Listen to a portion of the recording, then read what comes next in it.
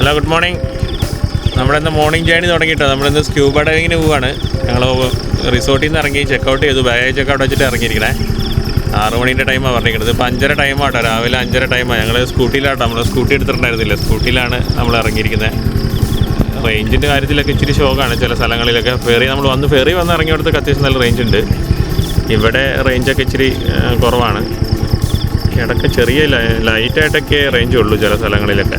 ചില സ്ഥലങ്ങളിൽ ഒട്ടും റേഞ്ചില്ല. ബീച്ചിൽ ഞങ്ങൾ ഇന്നലെ പോയ ബീച്ചിലൊക്കെ ഒന്നും ഒട്ടും റേഞ്ചില്ല. അപ്പോൾ ശരി, ഞങ്ങളിന്ന് സ്ക്യൂബ ഡൈവിങ്ങിന് പോയിട്ട് ബാക്കി വീഡിയോസ് അതിനകത്തിടാവേ. നമ്മൾ സ്ക്യൂബ ഡൈവിങ്ങിന് വരാൻ വേണ്ടി അവിടെ പ്ലേസിലെത്തി. ഒരാൾക്ക് 3000 റുപ്പീസാണ് പറഞ്ഞിരിക്കണേ.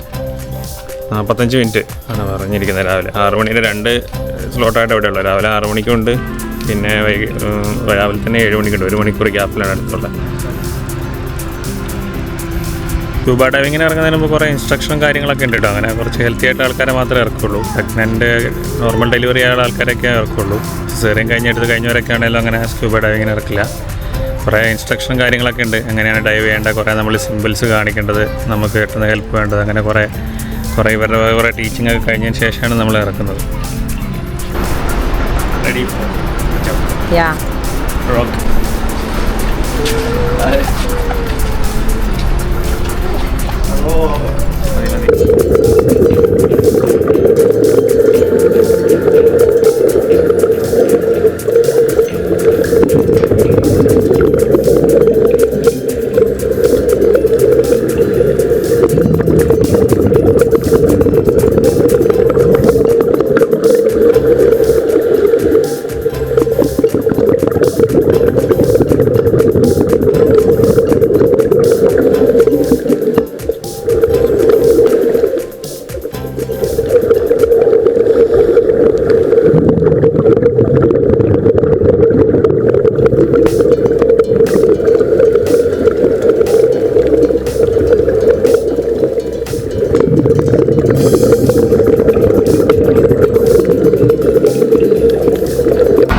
സ്ക്യൂബ ഡൈവിങ് കഴിഞ്ഞ് ഞങ്ങൾ ഇറങ്ങി. ഞങ്ങളിപ്പോൾ റൂമിലോട്ട് പോയിക്കൊണ്ടിരിക്കുകയാണ്. നല്ല അടിപൊളി എക്സ്പീരിയൻസ് ആണ് കേട്ടോ, ഒരു രക്ഷയില്ലായിരുന്നു. ഇച്ചിരി പേടിയൊക്കെ തോന്നും, നല്ല അടിപൊളിയാണ്. ഓൺ ദ വേയിൽ കിട്ടിയ ഒരു റെസ്റ്റോറൻ്റാണ്. ഇവിടെ കയറി കുറച്ചൊരു ഇൻഫർമേഷൻ കിട്ടിയതിൽ റോഡ് നേരെ പോയിട്ടുണ്ടെങ്കിൽ വേറൊരു ബീച്ച് ഉണ്ടെന്ന് കാണാൻ ഒരു പുള്ളിക്കാരനെ ഇവിടെ നിന്ന് കിട്ടിയായിരുന്നു. ഇവിടെ ഫിഷിങ്ങിന് പോകണം, റോഡിൽ നിന്ന് പോയി നോക്കട്ടെ എങ്ങനെയുണ്ടെന്ന്.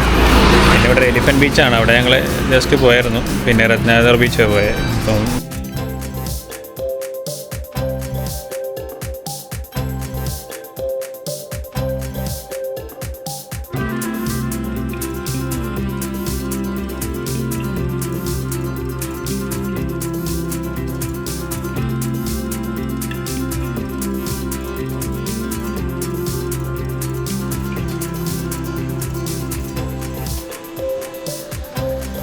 ഇതാണ് കേട്ടോ കലാപാന്തർ ബീച്ച്.